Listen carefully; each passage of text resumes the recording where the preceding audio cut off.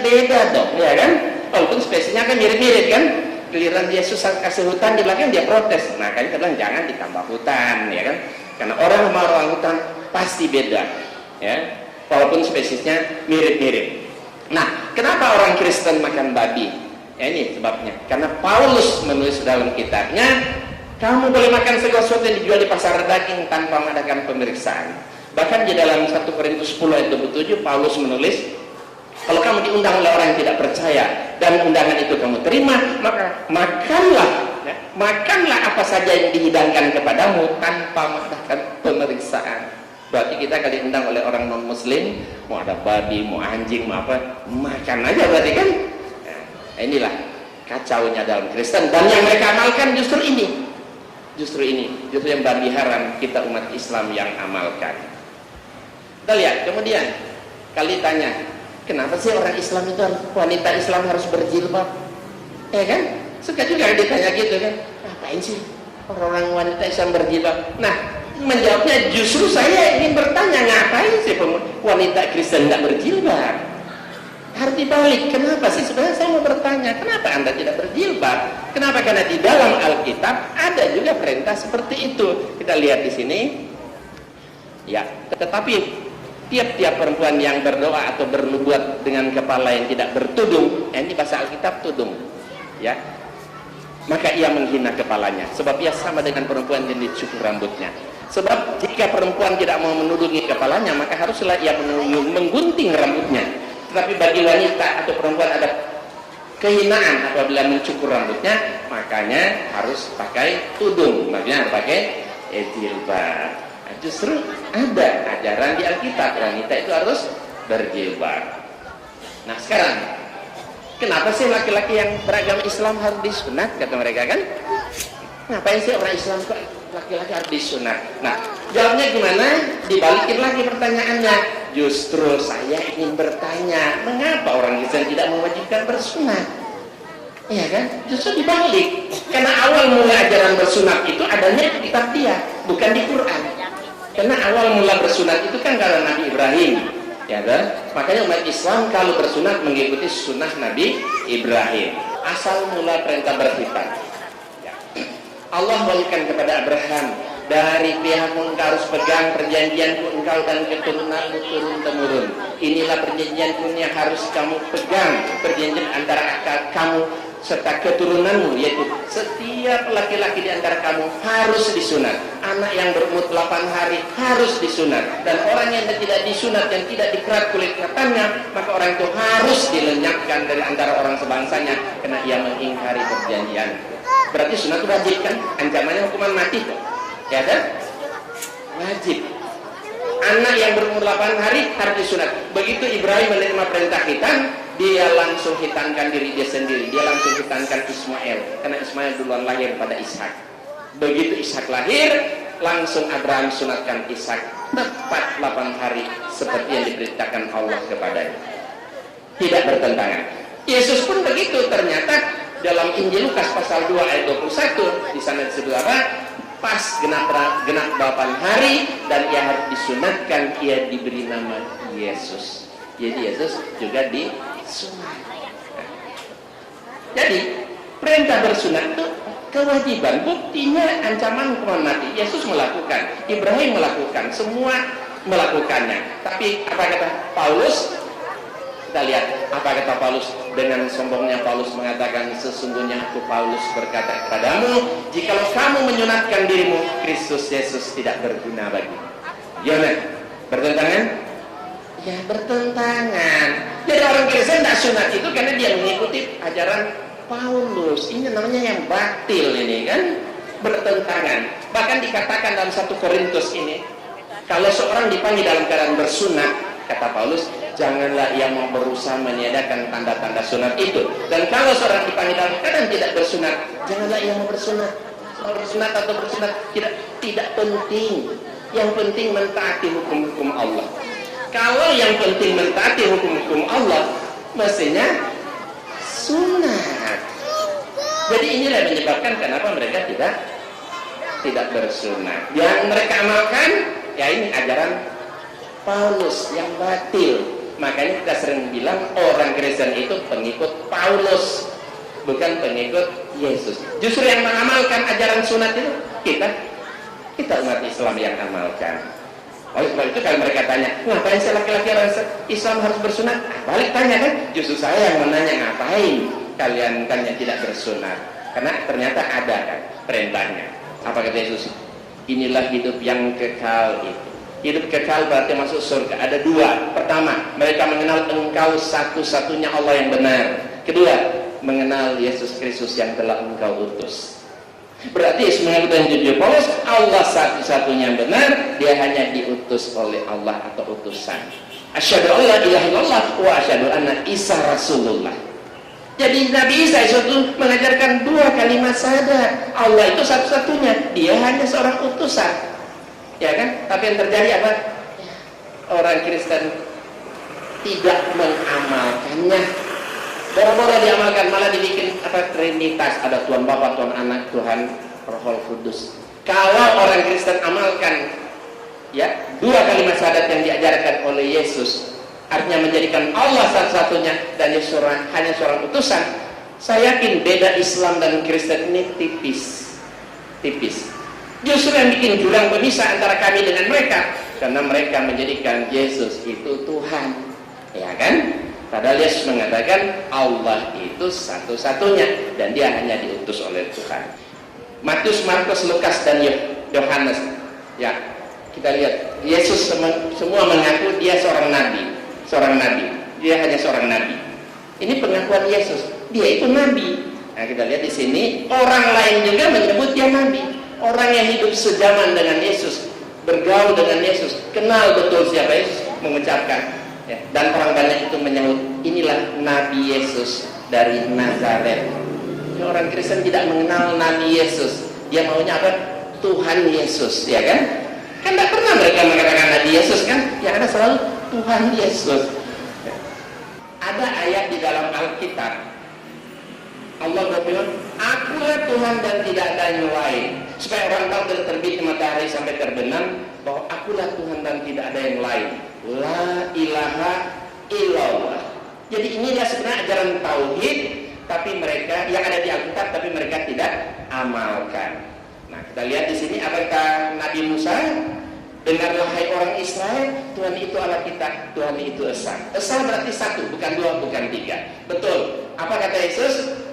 Jawab Yesus, hukum yang terutama dengarlah hai orang Israel, Tuhan itu Allah kita, Tuhan itu Esa. Ya kan? Yesus mengatakan Tuhan itu Allah kita, Tuhan itu Esa. Termasuk Tuhan dia kan berarti kan? Nah, ucapan Yesus ini dibenarkan oleh ahli Taurat. Apa kata ahli Taurat? Ya kita lihat, tepat sekali guru. Benar katamu itu bahwa dia Esa dan bahwa tidak ada yang lain kecuali dia. La ilaha illallah. Tapi apa kata Lukas?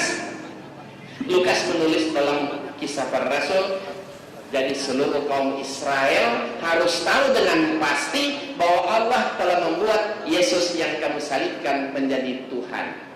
Lah kalau Allah buat Yesus jadi Tuhan, lah Tuhan buat dia sendiri jadi apa?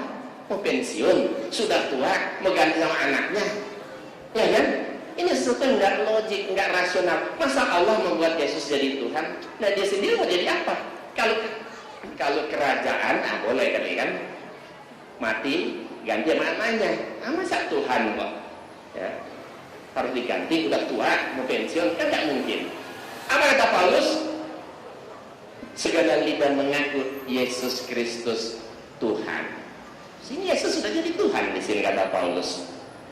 Apa kata Yohanes? Dia menulis dalam Injilnya, sebab ada tiga yang memberi kesaksian di dalam surga, Bapa, Firman, dan Roh Kudus, dan ketiganya adalah satu. Tuhan sudah jadi tiga oknum di sini. Jadi kacau. Konsep ketuhanan mereka sangat kacau. Jadi kita lihat sini, Allah mengajarkan dia itu Esa, Musa mengajarkan Allah itu Esa, Yesus juga mengajarkan Allah itu Esa, ahli Taurat benarkan bahwa Allah itu Esa, Lukas mengatakan Tuhan Allah telah membuat Yesus jadi Tuhan. Paulus mengatakan Yesus itulah Tuhan. Yohanes menulis Tuhan itu ada 3 oknum katanya kan, Tuhan Bapa, Tuhan Anak, dan Tuhan Roh Kudus. Jadi kelihatan ini ayat-ayat batil yang justru mereka amalkan, yang batil-batil. Kita umat Islam justru yang mengamalkan. Kenapa orang Islam sulit menerima Yesus sebagai penebus dosa? Nah, jawabnya gimana? Justru kami umat Islam yang heran, mengapa orang Kristen begitu mudah percaya Yesus mati menebus dosa? Ya kan? Dibalik, jadi pertanyaan itu dibalik pertanyaan, gitu. Kenapa sih orang Kristen itu yakin Yesus itu menebus dosa? Nah, bagaimana kita lihat di sini cara menjawabnya? Janganlah ayah dihukum mati karena anaknya, dan juga jangan anak dihukum mati karena ayahnya. Setiap orang harus dihukum mati karena dosanya. Berarti dosa tanggung masing-masing. Ini sesuai dengan fitrah manusia. Satu lagi, aku Tuhan yang menyelidiki hati dan menguji batin, ya, untuk memberi balasan kepada setiap orang setimpal dengan tingkah langkahnya, setimpal dengan hasil perbuatannya. Betul, berarti dosa tanggung masing-masing. Tidak ada penebusan dosa. Daud juga mengajarkan demikian. Kita lihat apa ajaran Nabi Daud dalam kitab Zabur. Dan daripadamu juga kasih setia ya Tuhan, sebab engkau membalas setiap orang menurut perbuatannya. Berarti dosa tanggung masing-masing, tidak ada penebusan dosa. Yesus pun begitu sebenarnya. Kita lihat apa? Sebab anak manusia Yesus sendiri akan datang dalam kemuliaan Bapaknya, diiringi oleh malaikat-malaikatnya. Pada waktu itu ia akan membalas setiap orang menurut perbuatannya. Jadi Yesus datang untuk membalas setiap orang menurut perbuatannya. Kan Yesus tidak mengatakan pada waktu itu aku akan datang menebus dosa-dosa kalian. Kan nggak ngomong gitu kan? Akan mengampuni dosa. Enggak. Kata Yesus pada waktu itu ia akan datang untuk membalas setiap orang menurut perbuatannya. Yesus tidak menyuruh untuk tidak mengatakan dia akan datang untuk menembus dosa, tapi dia akan membalas setiap orang menurut perbuatannya. Tapi apa dengan ajaran Paulus mengatakan apa? Ia telah melepaskan kita dari kuasa kegelapan dan memindahkan kita dalam kerajaan anaknya yang kekasih. Di dalam dia, di dalam Yesus kita memiliki penebusan kita, yaitu pengampunan dosa. Satu lagi kata Paulus, karena Allah itu esa pula dia yang menjadi perantara antara Allah dan manusia, yaitu manusia Yesus Kristus yang telah menyerahkan dirinya sebagai tebusan bagi semua manusia. Nah, inilah ajaran batil yang diajarkan oleh Paulus, dan inilah yang mereka amalkan. Ya kan? Justru ajaran yang benar kita umat Islam yang mengamalkan. Oleh sebab itu orang Kristen itu tidak pantas disebut pengikut Yesus. Ya, nggak pantas. Mereka itu pengikut Paulus. Ya, makanya kita perlu selamatkan Yesus dari orang Kristen. Kalau ada agama Tuhan, nabinya dibikin Tuhan. Ada nggak agamanya nabinya dibikin Tuhan? Ada nggak agama nabinya dibikin Tuhan? Ada. Agama apa? Nah itu kan. Berarti agama itu apa? Kalau agama nabinya dibikin Tuhan, agamanya itu apa? Apa? Sesat. Betul, sesat. Ada nggak nabi mengaku dirinya Tuhan? Kalau ada nabi mengaku dirinya Tuhan, kira-kira nabi itu nabi apa? Nabi apa? Palsu. Pasti kan? Kalau ada nabi mengaku dirinya Tuhan, pasti itu nabi itu palsu. Tetapi Bapak dan Ibu, Nabi Isa alaihissalam atau Yesus, dia bukan nabi palsu, dia nabi benaran, salah seorang nabi yang sangat kita umat Islam muliakan. Ya, yang nggak benar itu orang yang menuhankan beliau, ya kan? Umat yang menuhankan beliau inilah yang salah, yang sesat. Makanya kita perlu meluruskan kesesatan mereka, ya kan? Nah, inilah yang saya lakukan, saya dakwakan, saya tulis dan berbagai buku. Bagaimana kita mengajak orang-orang non-Muslim, terutama umat Kristen, agar supaya mereka terlepas dari kesesatan mereka, agar supaya mereka mau masuk Islam, supaya mereka bisa merasakan nikmatnya berislam sebagai agama yang rahmatan lil alamin, bisa menyelamatkan mereka sampai ke akhirat kelak nanti. Kenapa? Karena berdakwah kepada orang non-Muslim itu kewajiban kita, bahkan diperintahkan oleh Allah di dalam surat Ali Imran surat 3 ayat 45. Ya kan, Allah wahaikan pada Rasulullah, ajak orang-orang yang diberi Alkitab itu masuk Islam supaya mereka mendapat petunjuk. Kalau mereka nggak mau, kewajiban hanya menyampaikan ayat-ayat Allah. Bisa kita lihat surat Ali Imran ayat 20. Sebab apa? Karena Nabi kita bukan diutus hanya untuk orang Islam atau orang Arab. Rasulullah kita diutus untuk seluruh umat manusia. Wa ma arsalnaka illa rahmatan lil alamin. Bahkan satu ayat lagi terakhir, ya, Allah berfirman kepada Rasulullah surat Saba surat 34 ayat 28. Wa ma arsalnaka illa kafatan linnas bazira wa nazira walakin aktsaran nasi la ya'lamun. Tidaklah kami mengutus engkau wahai Muhammad melainkan kepada semua manusia untuk membawa berita gembira dan peringatan, tetapi kebanyakan manusia tidak mengetahuinya. Jadi kata Allah, banyak manusia nggak tahu bahwa Rasulullah diutus untuk seluruh umat manusia. Nah, karena banyak yang nggak tahu, perlu kasih tahu, ya kan? Ngasih tahu inilah dakwah. Ya, insya Allah kalau Bapak dan Ibu ingin materi-materi pilihan yang segitu banyak, ya satu saat ya mungkin kita akan tampil untuk berbicara lagi di tempat ini. Demikianlah. Assalamualaikum warahmatullahi wabarakatuh.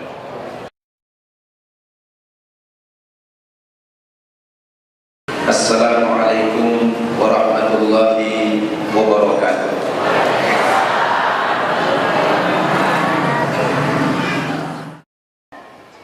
Lain pembicara, lain pula pendekatannya. Ini menggambarkan keluasan ajaran Islam. Betul tidak Bapak Ibu? Sesungguhnya kalau kita bandingkan agama Islam dengan agama di luar Islam, tidak perlu dibandingkan lagi sesungguhnya, karena tidak terbandingkan. Itu perbandingannya bainas sama'i wal ardh, antara langit dan bumi, bainal masyriqi wal maghrib, antara timur dan barat. Jadi tidak ketemu dia, jauh sekali perbandingannya. Biasanya kalau kita membandingkan itu kan agak mirip-mirip, ada kedekatannya. Tapi kalau Islam dibanding dengan agama yang lain, tidak bisa dibandingkan lagi, tidak setara. Maka Nabi katakan al-Islamu ya'lu wa la yu'la alaih.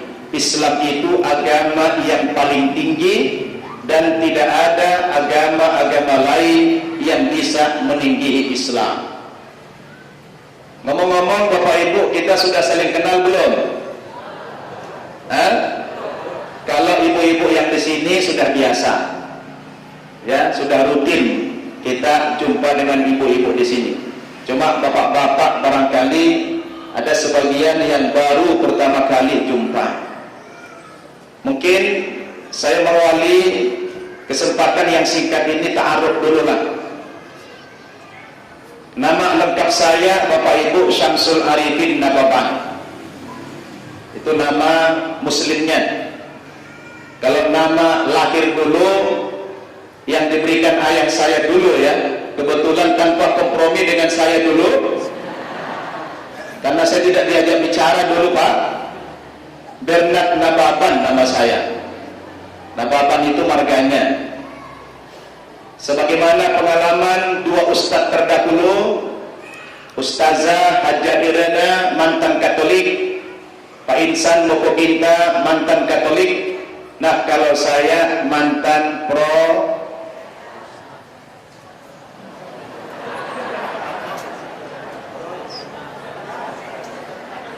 Ibu-ibu jangan terlalu ekstrim lah, ya, nggak usah dilanjutin lagi tuh, bahaya, soalnya nicknya keluar nih, nanti keluar dari masjid tiba-tiba nyusul si Angel lagi ya, bahaya itu. Bapak Ibu yang saya muliakan, saya pernah jalan-jalan ke negara-negara barat. Ketika saya jalan-jalan ke sana, aku melihat di sana ada Islam, tetapi saya tidak melihat umat Islam. Jadi Islamnya kelihatan ada, tapi orang Islam tidak ada. Thumma safartu ilal biladil islamiyah. Kemudian saya jalan-jalan ke timur tengah negara-negara Islam. Fara'aitu fiha al-muslimin. Di sana saya banyak menjumpai umat Islam. walam ajid fiha al-Islam, tapi tidak melihat kehebatan ajaran Islam itu. Artinya apa? Dalam hal perilaku kita baru terjebak kepada membangga-banggakan ajarannya, tapi perilaku masyarakatnya tidak sejalan dengan ajaran Islamnya. Betul tidak? Nah, ini yang harus kita juga renungkan. Di samping kritik-kritik terhadap mereka dari aspek ajarannya juga tidak boleh kita lupakan, ya. Saya seringkali ditanya, Ustaz, kata orang Kristen,